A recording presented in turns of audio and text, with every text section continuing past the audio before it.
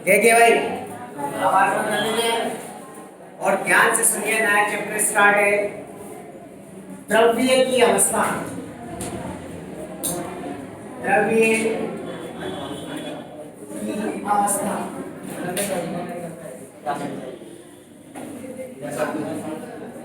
सबसे पहले तो द्रव्य का अर्थ समझे। द्रव्य का अर्थ होता है पदार्थ। और पैदा हो जब से पढ़ रहे हो कि पदार्थ की तीन अवस्था होती है, ठोस। ये शाबाश, तुम तो अच्छा खासा इंसान बन गए, बम चला के दिवाली। आप सबसे पहले हम ये पढ़ेंगे, यानी कि जो पदार्थ है, इस द्रव्य यानी द्रव्य का मतलब होता है पदार्थ। पदार्थ की होती है अवस्थाएं तीन, एक ठोस, द्रव और गैस। इस चैप्टर में इसी के बारे में अंदर पढ़ना और उस पर लागू होने वाले नियमों के बारे में आगे पढ़ना। शुरू से पढ़ रहे हैं अपन। ठोस जो होते हैं ऐसे पदार्थ जिनका आकार व आयतन दोनों ही निश्चित होते हैं, क्या कहलाते हैं? ठोस कहलाते हैं। जैसे ये है, जैसे ये है, इसका आकार भी निश्चित है और आयतन भी निश्चित है। बोर्ड है, इसका आकार भी निश्चित है, आयतन भी निश्चित है। क्या कहलाएगा? ठोस कहलाएगा। सवाल ये उठता है कि इसका आकार और आयतन निश्चित क्यों होता है? तो याद रखना, ये ठोस है, इनमें अवयवी कण एक निश्चित व्यवस्था में व्यवस्थित होते हैं और इन अवयवी कणों के मध्य प्रबल आकर्षण बल उपस्थित होता है। प्रबल आकर्षण बल उपस्थित होने के कारण इनके अवयवी कण निकटतम संकुलन की स्थिति में होते हैं, यानी कि एक दूसरे को टच किए हुए होते हैं। इसलिए ये गति करने के लिए स्वतंत्र नहीं होते हैं। इसी कारण इनका आकार व आयतन दोनों ही क्या होता है भाई? निश्चित होता है। दूसरी बात करें हम द्रव, तो आपको पता है इसका आयतन तो निश्चित होता है लेकिन आकार निश्चित नहीं होता है। अगर हम इसे गिलास में डालेंगे तो गिलास का आकार ग्रहण कर लेगा, कटोरे में डालेंगे तो कटोरे का स्थान का आकार ग्रहण कर लेगा, बोतल में डालेंगे तो ये बोतल का आकार ग्रहण कर लेगा। तो इनका आयतन तो निश्चित होता है लेकिन आकार निश्चित नहीं होता है। तीसरी हुई गैसें, ऐसे पदार्थ जिनका आकार व आयतन दोनों ही निश्चित नहीं होते हैं, क्या कहलाता है? गैस कहलाता है। आगे सबको समझिए। तो लिखो, पहले तो लिख लो द्रव्य की अवस्था, फिर यहाँ द्रव्य लिखिए, यहाँ द्रव्य लिखिए, ठोस द्रव गैस लिखो।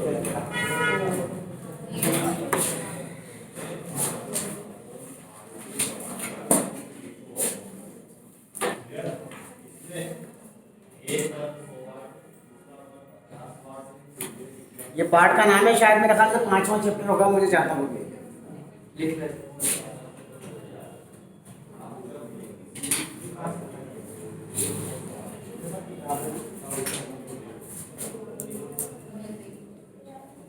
लिख दिया। अब आप हेडिंग डालें ठोस। देखो, ऐसे पदार्थ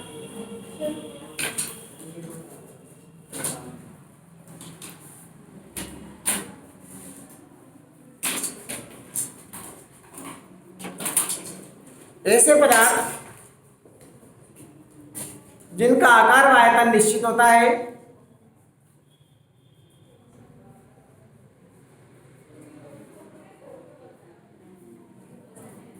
जिनका आकार व आयतन निश्चित होता है, ठोस कहलाते हैं।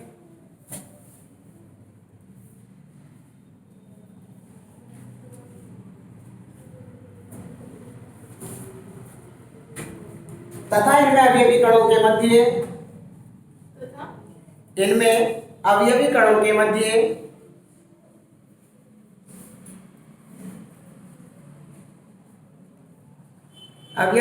मध्य प्रबल आकर्षण प्रबल आकर्षण बल उपस्थित होते हैं।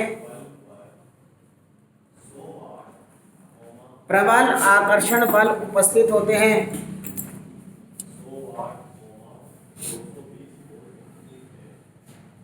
इसलिए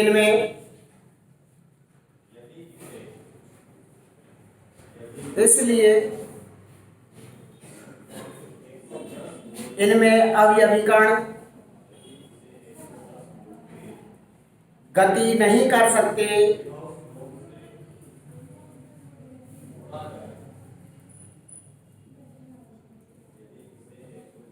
इसलिए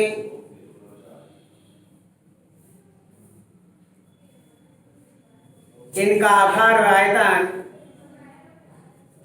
निश्चित होता है।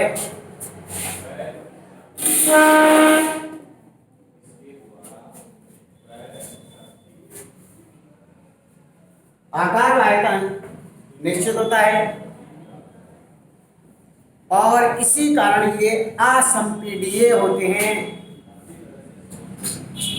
इसी कारण ये असंपीड्य होते हैं।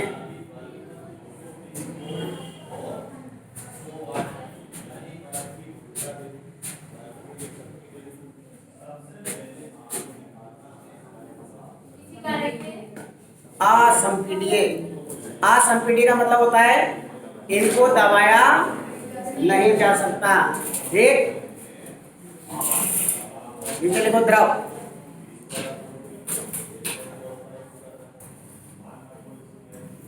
देखो ऐसे पदार्थ जिनका आयतन तो निश्चित होता है, ऐसे पदार्थ जिनका आयतन तो निश्चित होता है,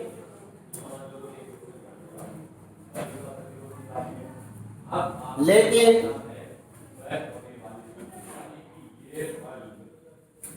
आकार निश्चित नहीं होता है।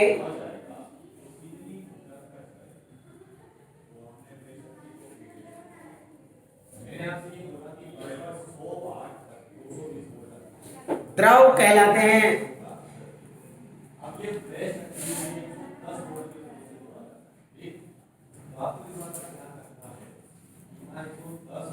इनमें अवयवी कणों के मध्य आकर्षण,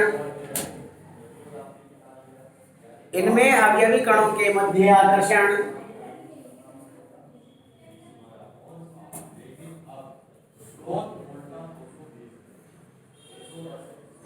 ठोसों की अपेक्षा कम होता है। ठोसों की अपेक्षा कम होता है।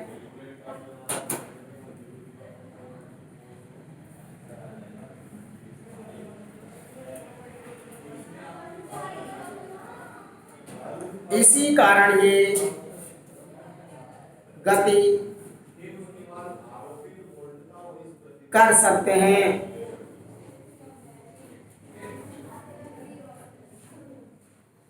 इसीलिए इनमें बहने का गुण होता है।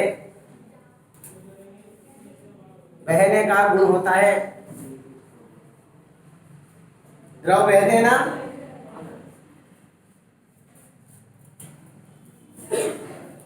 तीसरा लिखो गैस।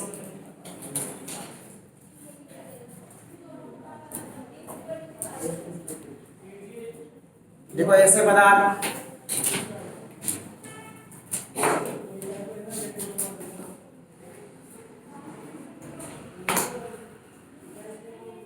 जिनका आकार व आयतन दोनों ही निश्चित नहीं होते हैं,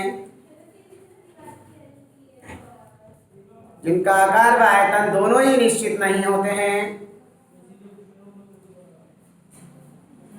गैस कहलाते हैं।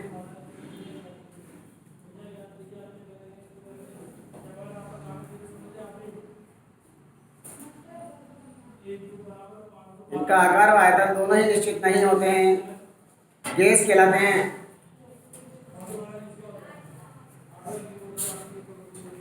इनमें अवयवी कणों के मध्य आकर्षण,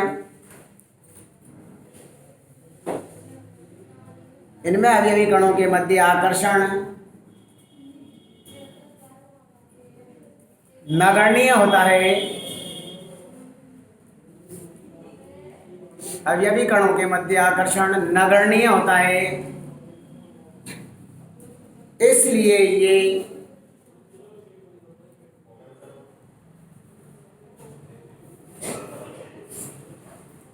स्वतंत्र अवस्था में गति कर सकते हैं।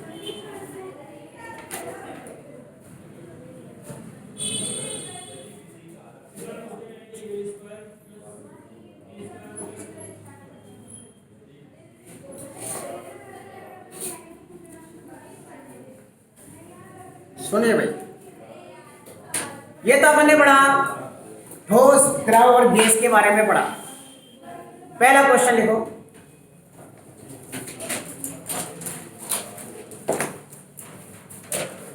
ठोसों का आकार व आयतन, ठोसों का आकार व आयतन निश्चित होता है, क्यों?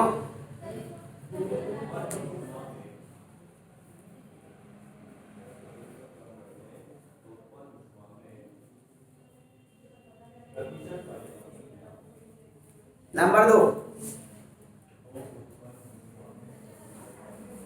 द्रवों में बहने का गुण होता है, क्यों?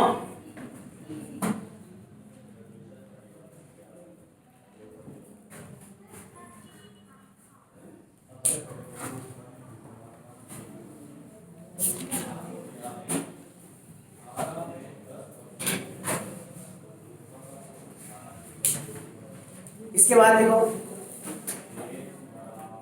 नेक्स्ट टॉपिक लिखो, गैसों के नियम।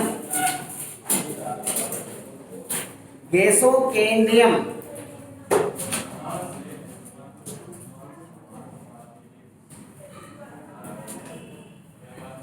देखो इसमें गैसों के व्यवहार तथा गैसों के व्यवहार तथा गैसों पर ताप व दाब का अध्ययन करने के लिए गैसों के व्यवहार तथा गैसों पर ताप व दाब का अध्ययन करने के लिए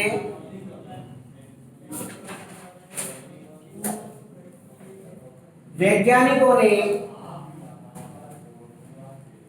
कुछ नियम दिए। वैज्ञानिकों ने कुछ नियम दिए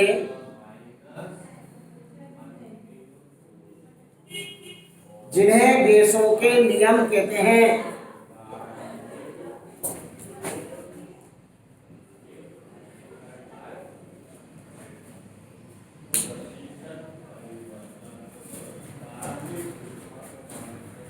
पहला नियम पढ़े आए हम, पायल का नियम नंबर 1 लिख डालें। पायल का नियम,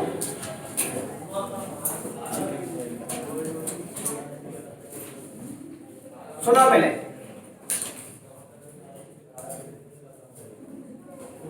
पायल का नियम क्या है? ये क्या है? ये एक पात्र है, और ध्यान से देखना, इस एक पात्र में गैस भरी है। ये गैस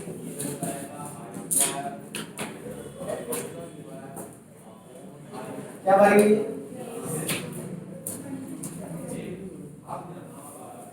इस गैस का आयतन हमने कितना मान लिया जी? एक बात बताइए कि इसका ताप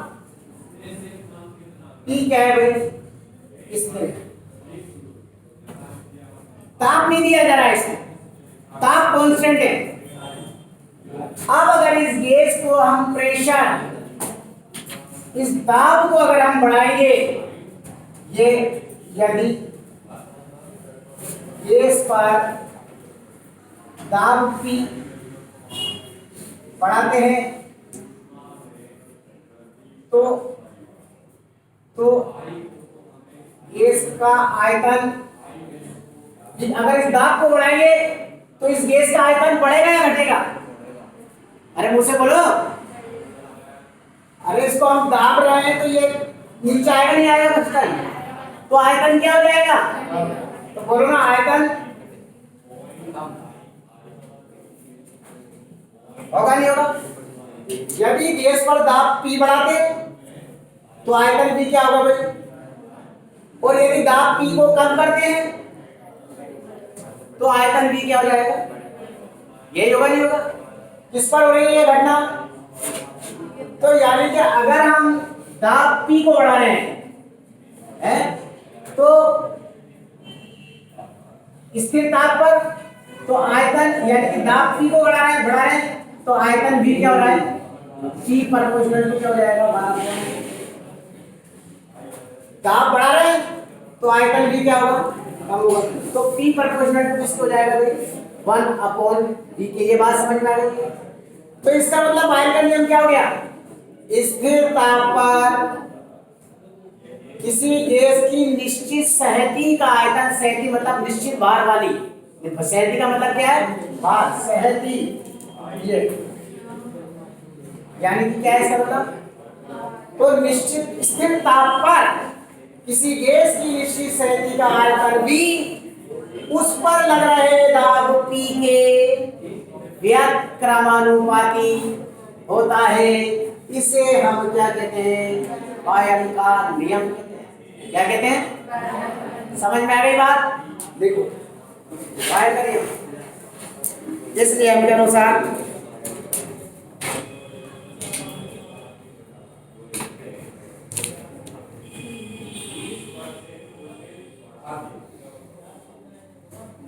के अनुसार स्थिर ताप पर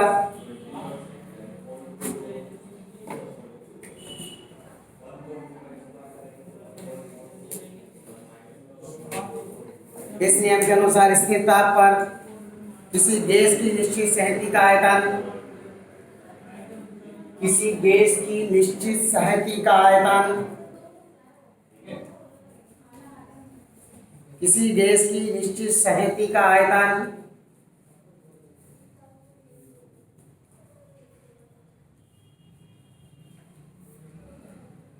उस पर लग रहे दाब के, उस पर लग रहे दाब के, उस पे लग रहे दाब के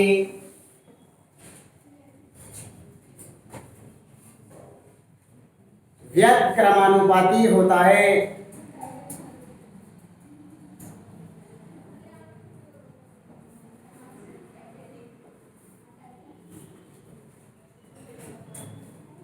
आप देखो इसका मतलब क्या है? ये बनाया डायग्राम, दाब स्थिर, गैस का आयतन भी दाब P लगा है, P बढ़ाएंगे तो आयतन भी क्या होगा? घटेगा। P घटाएंगे तो भी क्या होगा भाई? तो इसको पहले तो इस चित्र को बना लीजिए और इस चित्र बनाने के बाद इसको लिख देना भी इस चित्र के नीचे चाहो तो लिख सकते हैं। पहले चित्र बना लो, फिर भी प्रोपोर्शनल टू 1/P ये जो है ना भाई, जब भी बराबर K/P आ जाएगा, K नियतांक है और P भी बराबर हो जाएगा। ये चित्र बनाओ।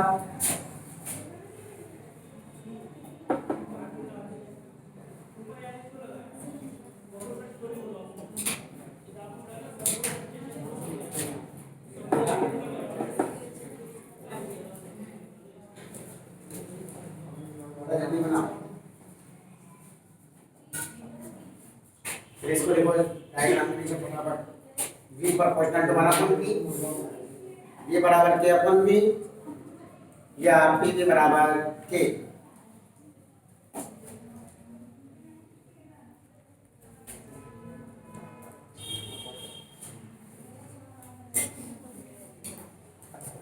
लिख दिया? हाँ लिखो ना, तुम्हारे समझने के लिए, अगर समझ में आ गया तो मत लिखो।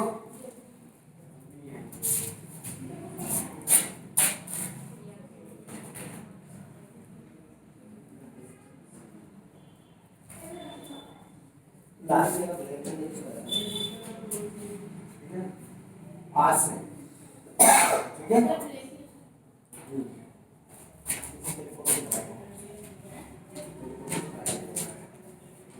लिख दिया?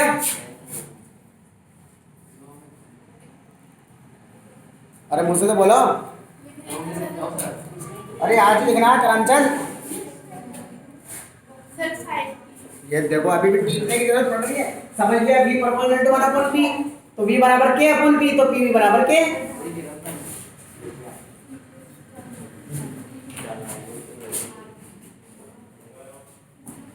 लिखो, नीचे लिखो। यदि देखो यदि स्थिर ताप पर गैस के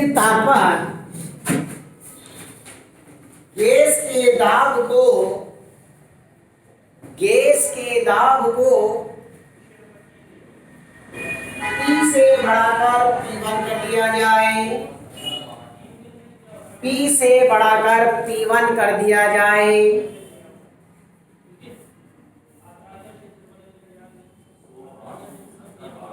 तो आयतन V से घटकर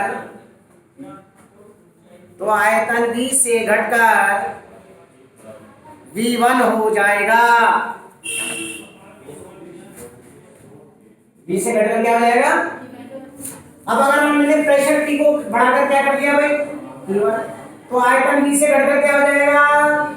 यानी कि P1 प्रोपोर्शनल टू 1/, या P1 बराबर K अपॉन V1, या P1 V1 बराबर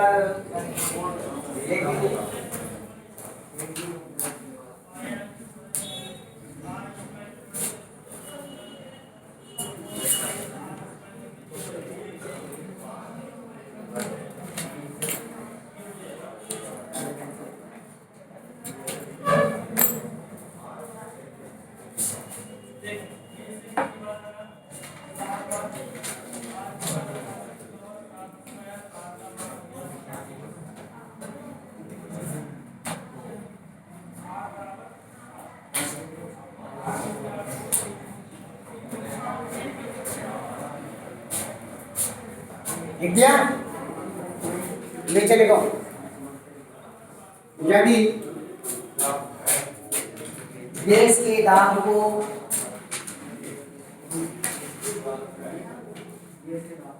बढ़ाकर P2 कर दिया जाए,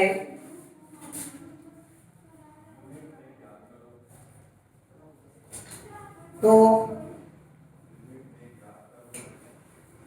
आयतन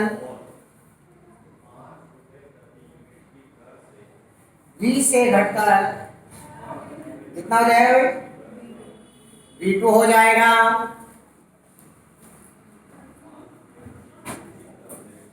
अब V2 प्रोपोर्शनल टू 1/P2, या V2 बराबर K अपॉन P2, या V2 P2 बराबर K।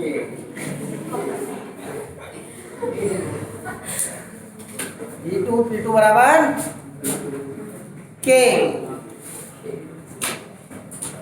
अतः समीकरण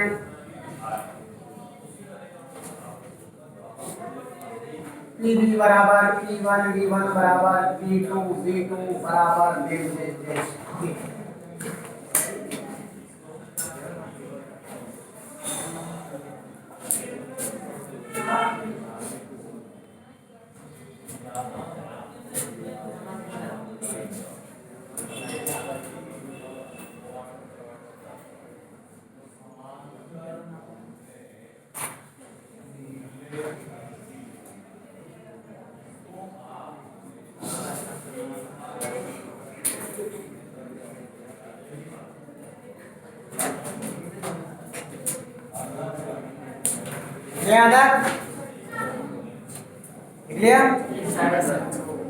नीचे लिखो।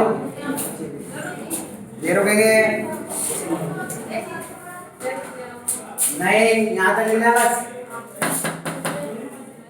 हाँ लिखो। यदि गैस के दाब P और आयतन 1/V के मध्य और आयतन 1/v के मध्य ग्राफ खींचा जाए तो एक सीधी रेखा प्राप्त होती है।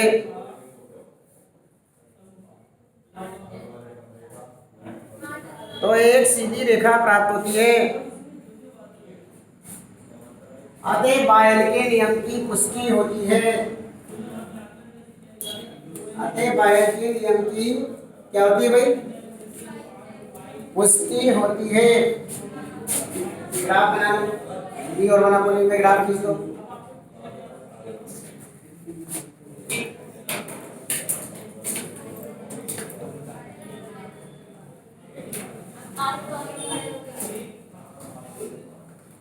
ग्राफ खींच लो फटाफट,